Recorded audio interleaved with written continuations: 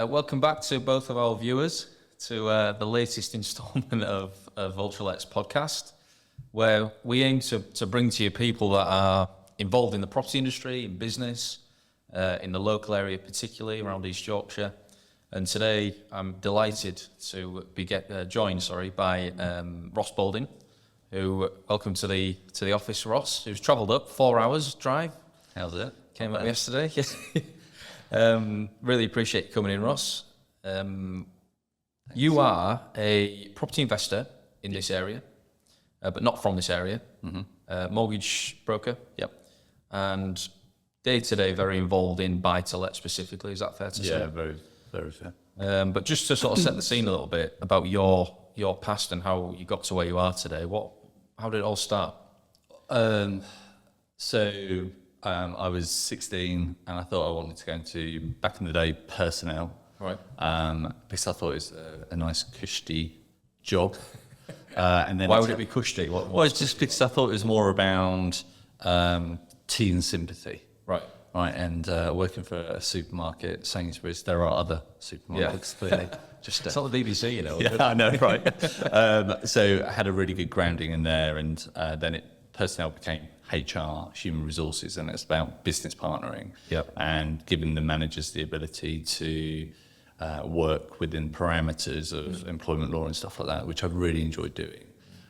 Is this in London then? This is across the UK. Right.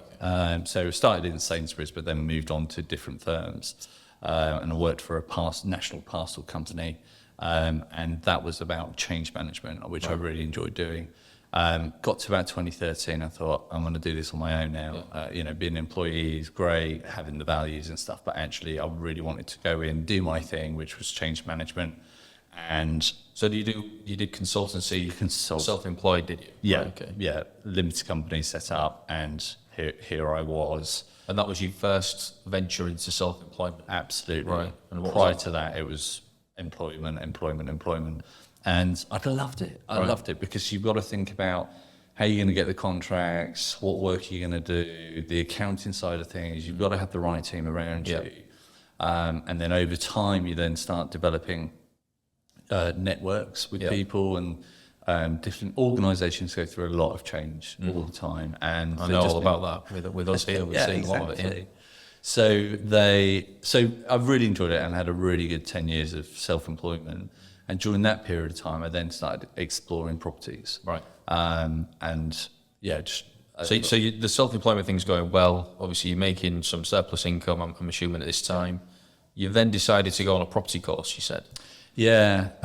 So, these courses that you see on Instagram and Facebook and all that stuff, come and live the dream and learn this. Yeah. I was like, okay, and I'm not a salesman, but they hooked me by going, come for what this. What about that hooked you just out of interest? Because I see these all the time, and I've seen people that have gone on them, and as you well know, I'm one of the people that don't like them, because I think they're just a money-making thing. But anyway, what was it about it that hooked you in the first place? I think it was more around, are you interested in property? Yes, I was. We've just renovated our family home. We've just had a 5-year battle with the council for building a separate annex to the property in order to get it. So I love those sort of challenges. Yep. And so then the advertisement was, come and have this taste day if you're interested in property, and we'll teach you all the skills you need. So you go down and they go, who wants free money? Yes, free money. All about all those ones. And then, you're in there for about 4 hours and you're hearing about how to leverage money, basically, and where to borrow it from and things like that. And then they say, so that's it. Thanks ever so much for coming. Oh, would you like a 3-day training course? I'm like, oh, God. Here we go. So they've sort of whet the appetite even more, and then now you're thinking, is it worth spending a few grand? I assume it was. No, it was for the 3 days. It was half of that, so about 500. Oh, right, okay. But I needed to, but I was interested. Yeah. So I did the 3-day course because actually you have to have the foundations of it. Yeah. And then after the 3-day course, and you learn about return on cash investment, you learn on what types of properties that buy, refinance, refurb, finance. And then you go, okay, and then they say, why didn't you come on a month's training course? And that's when you talk big money. And I thought, no, Yeah. You know, And that was thousands, I assume. that was a huge amount of money. And But they've not demonstrated enough value at that point to you then for you to think this might be worth me doing that. No, and I think if you give yourself the ability, and I love just sitting there and analysing everything, that's probably my switch off. So I'll be quite happy to explore and understand spreadsheets, love them, formulas, love them. So to really understand the numbers, because it's a numbers game. Yeah, if you think about it. It is really, there is a personal element to property, of course, and that's where I suppose companies like us come in and give you that personal touch to the investments that you're doing, so you can keep it as a numbers game and a spreadsheet game. Absolutely, and you go through that journey of going, I'm going to be I will do my own refurbishment, I'll do my own sourcing, I'll do my own lets, and you just go, you haven't got the skills for it, definitely not. You haven't got the skills to do the refurb. You could probably project manage it, but actually the distance from where we were was just, actually, I just need the right partners. Yeah. And it's all about partnership. It's about having the right brokerage. It's about having the right accountant, the right solicitors, and then the right management team to manage it. So you've got the self-employed HR thing going, you've been on the course, you've then obviously got the confidence, I assume, to go, right, I've got whatever money to play with, let's go and buy something. Yeah. Did you buy, because originally you're from Essex, did you buy in Essex first? Did you look elsewhere? No. How did you end up in Hull, basically? Well, two reasons. One, I graduated in Hull. Right. So I went to Hull Uni. So Hull Uni.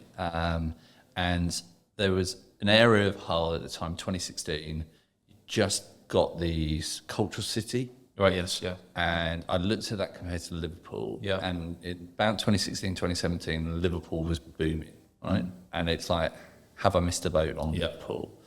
And if I've got the ability to mirror what Liverpool were aiming for after they had the cultural city, and you look at it with Hull, and then you start exploring what's actually happening in Hull in 2016, 2017, 2018, and look at the development plans.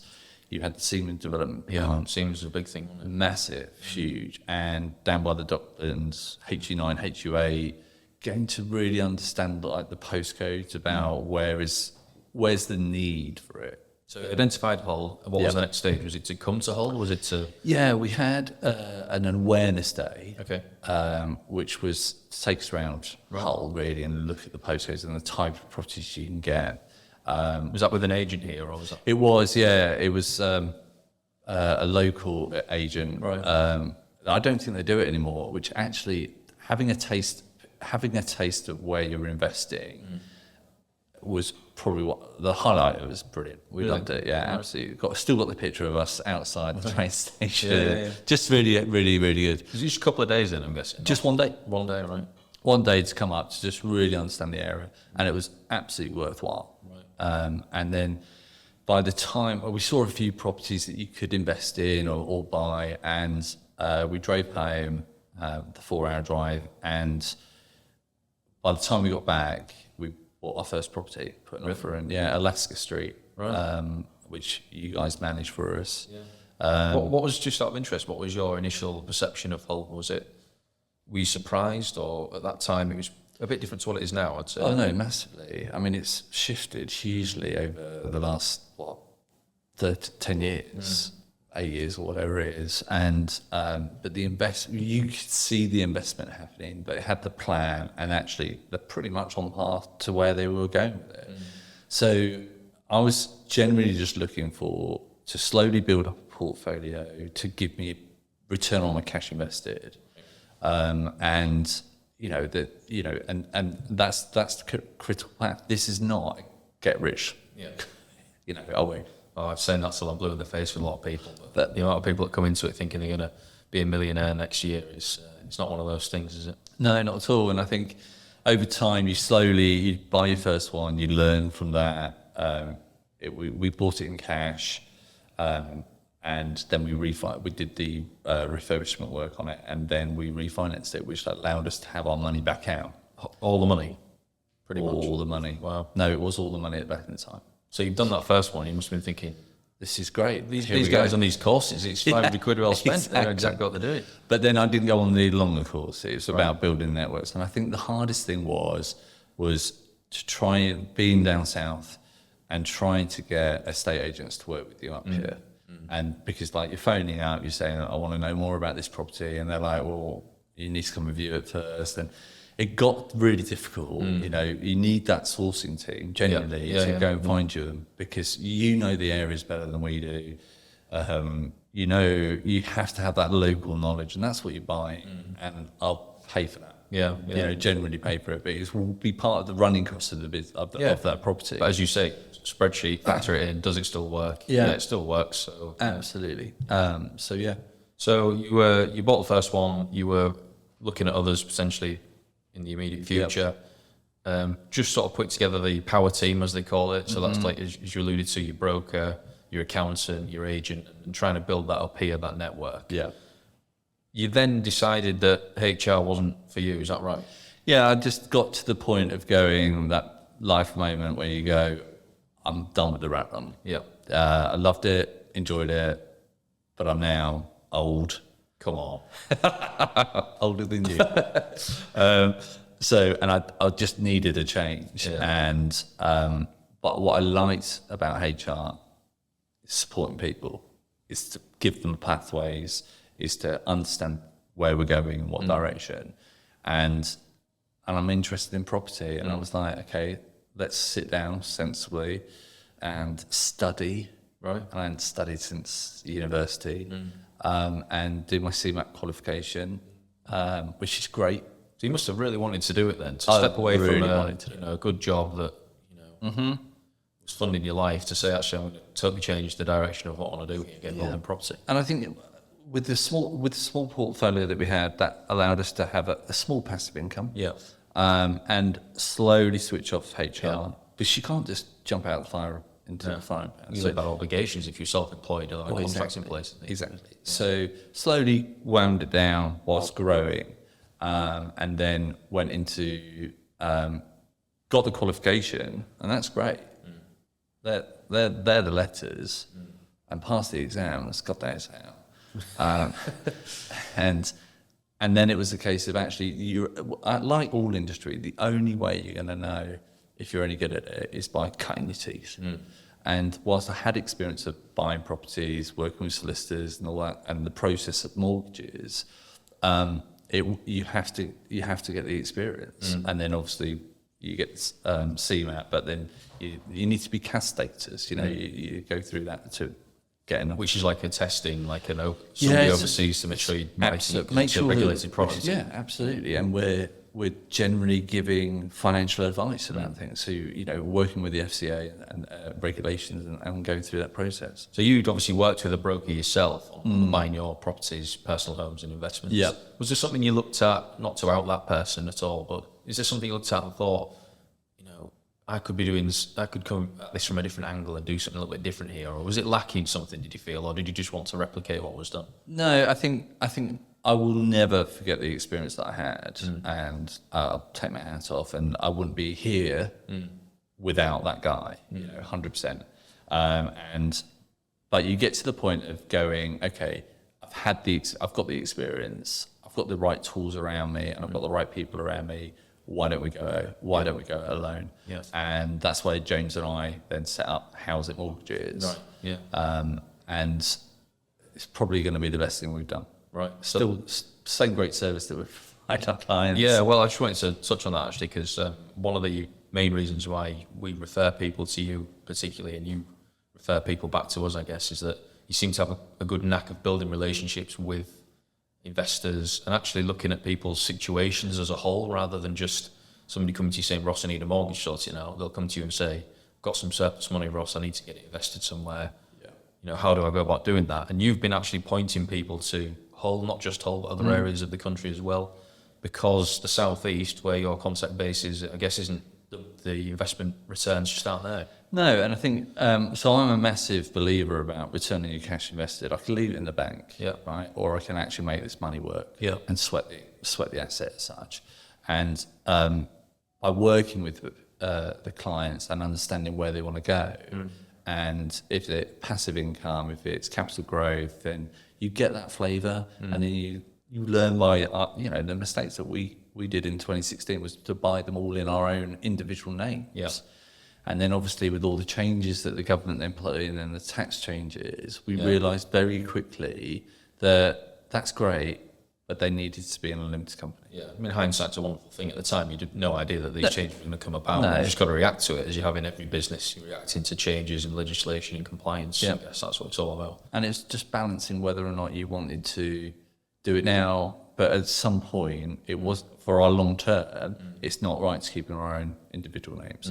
So we went through that whole process of setting up a limited company, making sure we had the right SIC code for Companies House, and then selling them from us as individuals to the limited company. So you looked at it overall and said the tax saving from doing so is worth paying the stamp duty and all the setup costs and all the additional accountancy fees to have a limited company running. And you've actually done that process, haven't you? Yeah. Right. Only on, because I'm looking at the 20-year term. You know, if I was only looking for the next 3 years, absolutely not, just leave it. But it's the long picture. Yeah. So that must be one of the main questions people are asking you, is it, when they come to you for advice on these things, is if I'm going to start building a property portfolio, how do I do it? How do I do it? And straight away, you know, we start talking about, okay, rule of thumb, are you going to own more than 3 properties? People go, definitely not. But when you then start talking about how you can do that quite quickly, they're like, okay, maybe I will go above 3. Then we look at your own personal tax. Not that I'm an accountant, so I can't advise you, but what tax bracket are you in? And then over time with the rental income, where are you going to be in your tax bracket? And whilst a limited company has higher percentages for fees than individuals as buy-to-let investments, you can offset that cost through your business of running costs. Whereas now, especially from April this year, if it was in my own personal name, the rent is taxed at source. So if I've got that percentage being taxed straight away, I can't offset the mortgage like I used to do and all this. So actually, if you flip it and look at it to invest into a limited company itself, the benefits, I believe, an accountant will ask Billy, will be able to tell you that probably it's the right direction. Okay. So apart from Hull then, so I know you've got a reasonable sized portfolio here which we look after for you. Are there any other areas of the country that have been of interest that you've actually dipped your toe into? Or? Yeah, I mean, Doncaster. Not too far away then? It's not too far.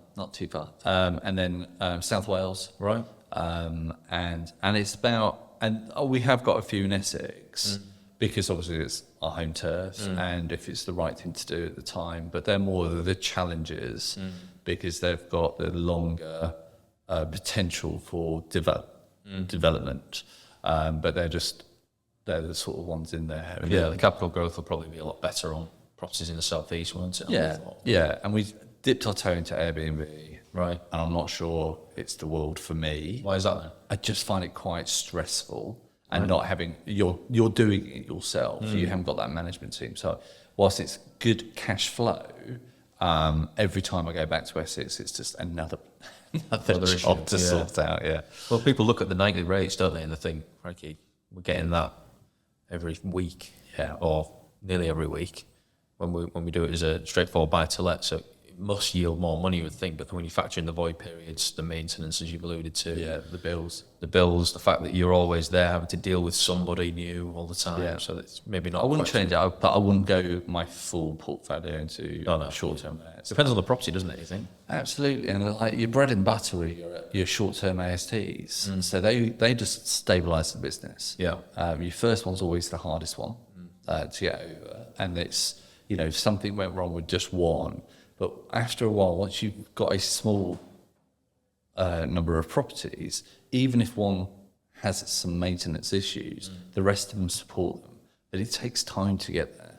And I think that's the factor that you need to look at when you're really thinking about investment. Are you factoring in maintenance costs right at the beginning? Yeah. And I think that's one lesson that... Is this something that comes as a bit of a shock, do you think, to the people that you've been working with, potentially, that when they started buying, they thought there's going to be minimal issues and something's popped up, but they've not really got enough cash flow within the business to actually ride the issues that are popping up? Is that... Absolutely. And I think everyone looks at the bottom figure. And if that bottom figure is lights on, but they forgot to factor in maintenance costs for the at least 12-month period, and the voids that you may or may not have, or the troubles that, if you have a tenant that doesn't pay the rent, then you've got to think about where does that come from. Do you factor these costs into your spreadsheets when you're looking to buy a property? Do you have a percentage in for voids or? So if it's a refurb, you always put in 10% on top of what the refurb cost is. That gives you a bit of a buffer. Okay. But it's when you don't know, if you definitely have a survey, if you're going to buy a property, to make sure you understand what you're buying, and to go from there. What about the future then? So what are you thinking? Have you bought anything recently? I can't remember you buying anything particularly. No, so we're sort of we're stabilising, right. And we are focusing on the Howzit Mortgages. So that's been a really big drive for James and I to really get up and running properly. So Howzit Mortgages, which we'll put a link to in the description of the video, to your new website. That is a new, it's got a slogan as well. That's your new venture where you've branched off on your own basically, and you're going to be publicising that a lot more, I guess, trying to get more business in. Yeah. Have you got a bit of a niche with that, or are you just working with anybody? No, I think the investment side of things. Right. I think because we're in the game, we understand the industry, we understand the challenges. I think the investment piece for us is so powerful for our clients, and we understand the challenges. So multi-unit lets, first-time landlords trying to buy a multi-unit let, you've got to filter everything down to go, that's the right lender for you. I think there's too much type of lending out there to actually do everything as well as you possibly could. I think you need to find something to specialise in so that you can cut through all the noise of all the other brokers out there. I think you can be a broker, but it's actually for us, it's about really supporting them and building the pathways and making their dreams a reality. Yeah. And I genuinely mean that, and I'm passionate about it. Yeah. That does shine through actually in the discussions we've had in the past and with customers that I know have worked with you. One thing that everybody's asking at the minute is interest rates. We had a discussion yesterday, didn't we, about how it doesn't matter too much because they'll get you whether it's through the fees or the rate. What's your take on that at the minute? So at the moment, obviously, last year it was crazy. Yeah. Right? We went from 1.98 average buy-to-lets up to 6-7%, in that range, and it was crazy. And the stability of the rates has slowly coming down. Right. We are in a period of time at the moment where lenders need to get a balance right. So they need new business coming through. If there's not enough new business coming through because they've got the money to lend, what they do is down dial their rates. Okay. Which is great, and everyone wants to talk about rates. What we're finding is that lower interest rates have quite high arrangement fees.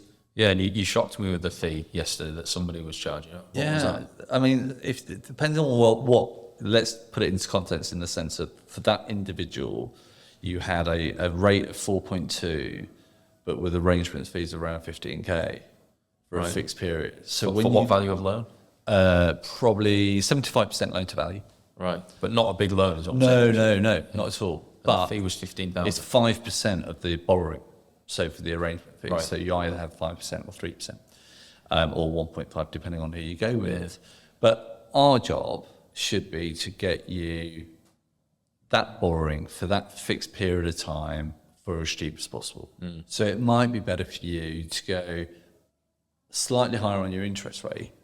Over the total period of borrowing that money, it's cheaper for you to do that. Yeah. Rather than pay high fees. So it's not about interest rates. It's important, of course. When it comes to it, are they all roughly the same anyway? It balances out. Yeah. It does balance out. Not a lot in it between. Not really, unless you go to like the specialist lenders, which you're going there because it's a unique property or there's something not quite right. Yeah. That's where they will charge high. Yeah, that's always been the case, hasn't it? Looking back, you said 8 years you've been in Hull now, investing in this area. With the benefit of hindsight, is there anything that you would have changed about how you've done it or the way you've done it at all?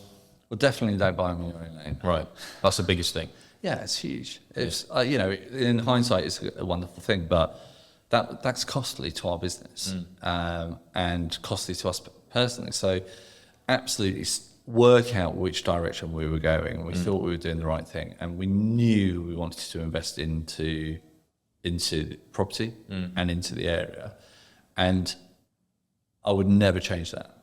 Absolutely not. And I love the areas that I invest in. Right. Absolutely love them. That's true, because you've driven up to come and have a look at the place. To see you. Oh, yeah, of course. Ross, really appreciate you driving up and coming to see us, and went for a nice meal last night, didn't we, which was good. That's so, right. So if anybody is looking for any mortgage advice, whether it be buy-to-let or personal or whatever it is, as I say, we'll put the link to Howzit Mortgages within the description of the video. And thanks again, Ross. No, thank you. It's been tough. Good.